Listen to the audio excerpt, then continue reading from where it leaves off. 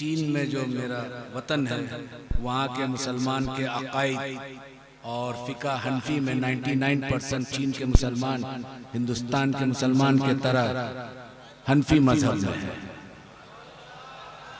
अब जमात कौन सा है, तो जमात अहले सुन्नत वल जमात का है।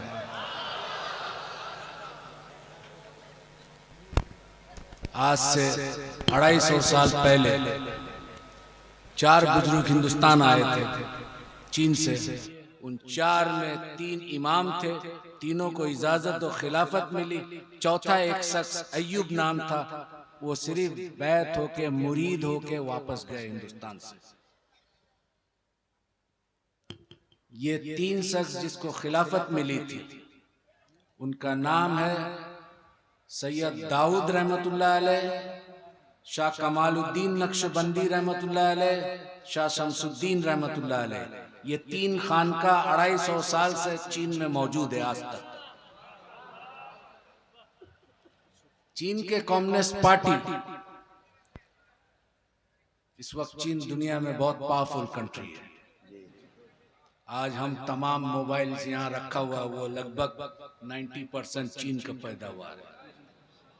मेरा चचा नक्शबंदी सिलसिला के बहुत बड़े मशाइख थे, 12 से 12.5 लाख मुरीद था। सुभान अल्लाह। उन्होंने हमें तरबियत दी। मेरा ताल्लुकात हिंदुस्तान से इसलिए है कि मेरे वाली साहब हिंदुस्तान आए, मेरा माँ हिंदुस्तान के। मेरी तालीम चाइना में हुई। जब तमाम तालीम खत्म हो गया, ग्रेजुएशन हो गया चाइनीज जबान में, तो मेरा वाली साहब कहे कि क्या बनना चाहते हो, डॉक्टर, इंजीनियर?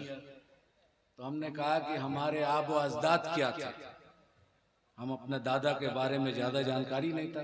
बोले हम सब नक्शबंदी सिलसिला के थे। हमारे वाली साहब यानी कि मेरा दादा शाह कमालुद्दीन नक्शबंदी रहमतुल्लाह अलैह, मेरा वाली साहब कहे कि वो दीन का खिदमत किए, उसका वाली साहब दीन का खिदमत किए।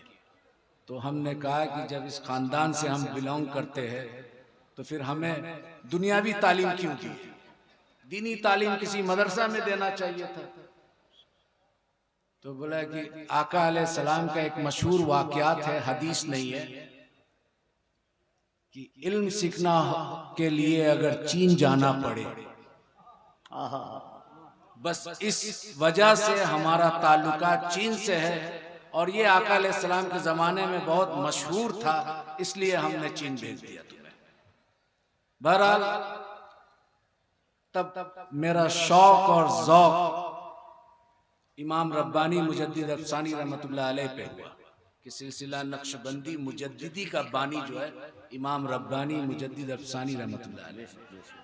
तो जिस शख्स के बारे में मैं जानता नहीं, उनके मजार में जाकर किस तरह ताज़ीम और तकरीम किए मैं नहीं जानता, इसलिए मैं नहीं जाता था। पहले शख्स के बारे में जान लूं, फिर उसके बाद तो मैं स्टडी करने लगा, उर्दू पढ़ने लगा। फिर बहुत जल्दी पढ़ा, क्योंकि बरस जब शौक होता है किसी लैंग्वेज को सीखने के लिए, तब अल्लाह ताला भी मदद करता है। वो दीन का मामला था, तसव्वुफ का मामला था, तो बहुत जल्दी ये मरहला ख़त्म हो गई। फिर बहुत सारे अरब ममालिक में मैं गया देखने के लिए, मिस्र, सूडान, इथोपिया, जितना अरब मुल्क है। फिर उसके बाद सेंट्रल एशिया गया, जितना 1991 में उज़्बेकिस्तान, किर्गिस्तान, सोवियत यूनियन टूटने के बाद इस हिस्सा में मुसलमान हनफी ज्यादा है, अप टू तुर्की तक।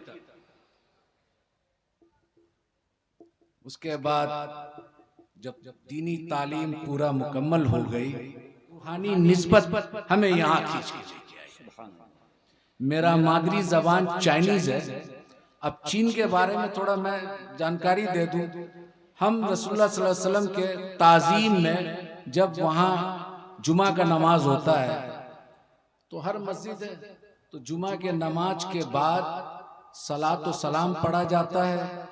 और जब सलात व सलाम पढ़ा जाता है, अगर ये गांव साइड में मस्जिद है, तो वो किसान लोग खेती करता है, कुछ लोग गाड़ी से जाता है, तो जब ये सलातो सलाम पढ़ा जाता है और इसका आवाज जहां तक जाता है औजार छोड़ के खड़े हो जाते हैं। सुभान अल्लाह, सुभान अल्लाह। मैं ऐसा ताजीम दुनिया के किसी भी मुख्तलिफ इलाकों में सफर का हासिल किया, लेकिन देखा नहीं।